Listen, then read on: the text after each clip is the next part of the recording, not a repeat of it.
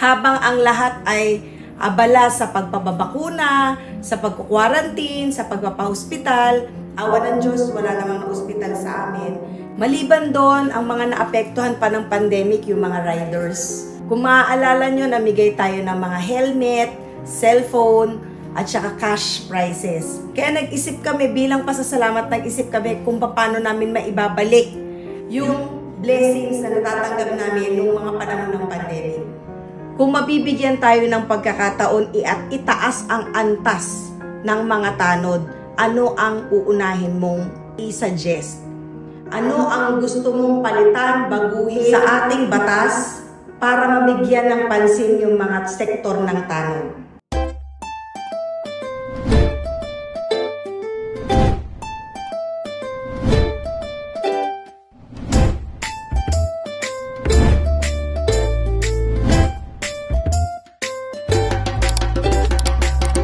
Welcome back to J. Aliana! Happy New Year sa inyong lahat. Ang J. Aliana ay nagbabalik para magbigay ulit ng maraming pakulo at sana itong year 2025, hindi ito yung una at huli nating pakulo na gagawin. Kung babalikan nyo, nag-start talaga ang J. Aliana nung panahon ng pandemic. Kung saan naghanap kami ng pwede naming mai-contribute habang ang lahat ay abala sa pagpapabakuna, sa pagkukwarantin, sa pagpapahospital. Awa ng Diyos, wala namang na-hospital sa amin. Kaya nag-isip kami, bilang pasasalamat, nag-isip kami kung paano namin maibabalik yung blessings na natatanggap namin noong mga panahon ng pandemic.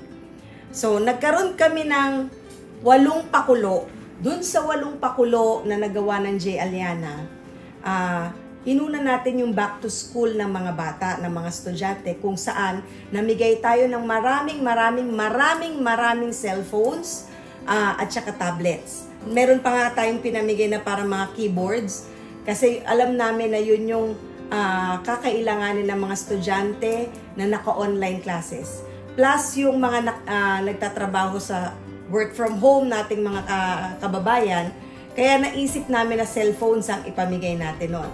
Marami kaming pakulo, meron pa kaming what's in the box, meron kaming mga entries na mga pinapasubmit para lang marami kaming maabot. Nakarating kami sa Cagayan de Oro, sa Baguio, sa Cebu, sa Davao, sa Bulacan, sa Pampanga, marami at malayo na hanggang ngayon may mga contact pa tayo dun sa mga nanalo na yun. Meron din tayong binigyan ng 2 eskwelahan na binigyan ng Xerox machines at 10,000 pieces na bond papers, kung saan naniniwala tayo na makakatulong yon para doon sa modules ng mga bata. Okay? Maliban doon, nagkaroon ng bagyo ang Cagayan Valley. Nanghingi ako ng tulong sa mga kaibigan natin, mga damit, lumang damit. Nagpack kami sa Bex Battalion na bahay, mga groceries, lahat ng pwede nilang gamitin. Tapos pinabiyahin natin yun papuntang Cagayan Valley.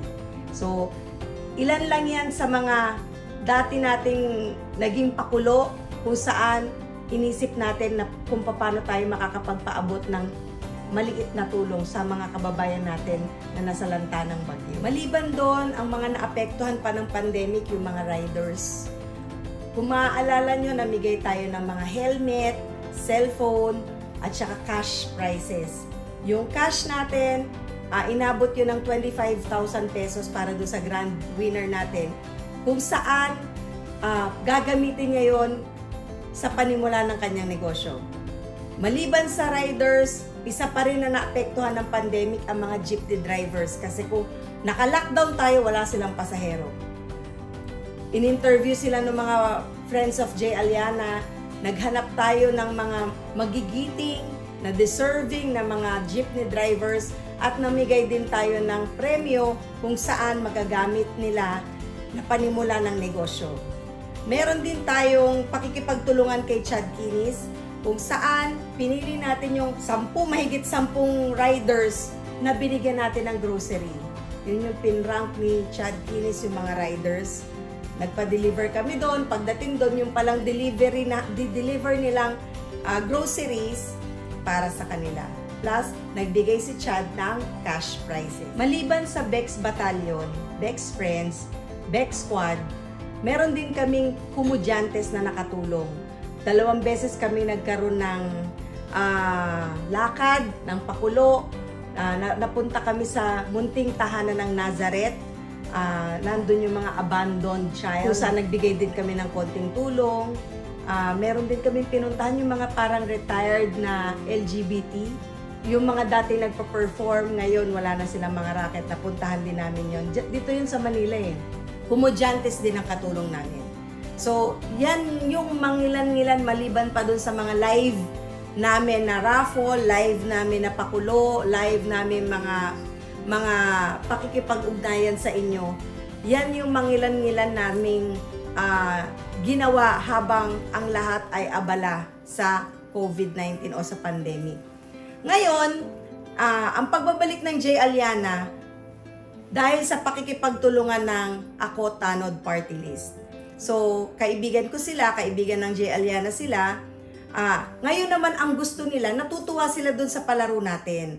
So, hindi nila alam kung paano sila maghahanap ng natatanging tanod. Ngayon, ganun ulit.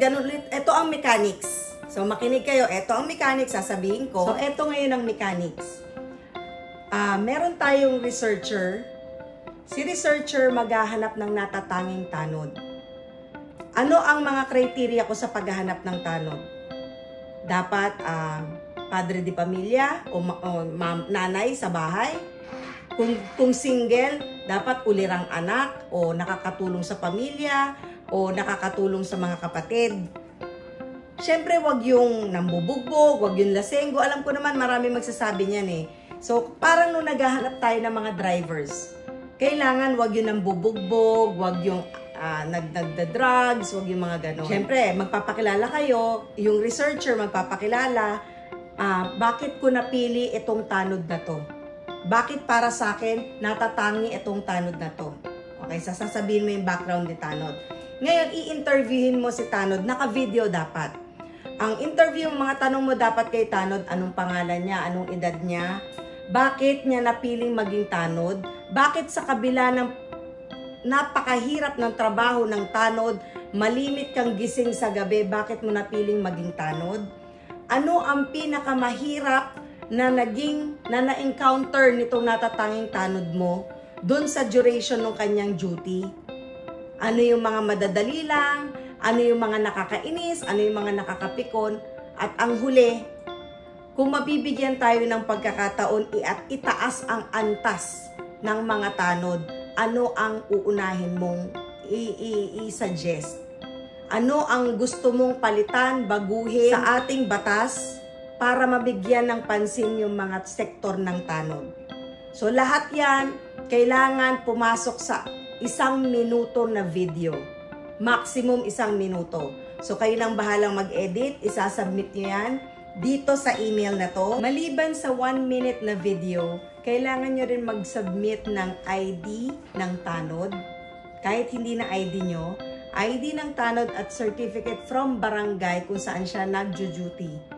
Para katunayan na totoong tanod siya at hindi kung saan-saan natin lang nakuha. So kailangan honest tayo kasi itong palarong ito, napakaganda nung hangarin. Diba? Sila yung hindi napapansin, sila yung rumiresponde sa kada may kaguluhan, kada may ipapatupad ang LGU, sila muna yung uutusan. So, bigyan naman natin sila ng importansya, bigyan natin sila ng konting premyo. So, ulitin ko, hihintayin ko yung entries nyo. Ang deadline ng submission ay sa January 27, Lunes. So, buong araw ng January 27, hihintayin namin. Kung matatapos na kayo ng, let's say, natapos na kayo ng 25, January 25, pwede nyo na isubmit. Basta ang deadline, ang huling araw ng submission ay January 27, Lunes. Malalaman nyo ang nanalo sa January 30 o 31. Ia-announce namin lahat yan. So, anong mga premyo? Yung researcher, mamimili kami ng 10 entries. Yung researcher mananalo ng 3,000 pesos. Yung napipili niyang tanod mananalo ng 5,000 pesos. Okay? meron tayong isang grand winner na siya yung pinaka natatanging tanod natin kung saan mananalo siya ng 25,000 pesos at yung nakahanap sa kanya ay mananalo ng 5,000 pesos. Tanong, sino ang pwedeng maghanap ng mga natatanging tanod? Maaring ako, yung tatay ko tanod, pwede yon. Pwede namang call center ka, nagtatrabaho dahil palagi kang madaling araw umuwi. Merong tanod na palaging tumutulong sa'yo, siya yung natatanging tanod para sa'yo. Pwede naman na nurse ka, late kang umuwi, nakikita mo itong tanod na to palagi naka-duty, hindi pa tulog-tulog, siya yung natatanging tanod mo. So, sino ang mananalo doon? Si nurse at saka si call center. Ang mapipili nilang tanod, syempre panalo rin. Okay? Ngayon, kung kamag-anak mo yung tanod, walang problema. Walang problema. Pero sana, maging fair tayo sa pagpili ng natatanging tanod. Kasi itong Ako Tanod Party List, excited sila na makipagtulungan sa atin. At sana hindi ito yung first pakulo natin for 2025 with Tanod Party List. Tulungan natin sila na makahanap ng natatanging tanod para itong Ako Tanod Party List patuloy na makipagtulungan sa J. Aliana. At sana hindi ito yung last. Marami pa sana tayong pakikipagtulungan sa kanila para yung mga tanod na target nila makasali sa ikot ng ating komunidad. So maraming salamat. Hihintayin namin yung mga entries nyo. Congratulations na agad. At sana palagi kayong antabay sa mga announcements natin. Happy New Year!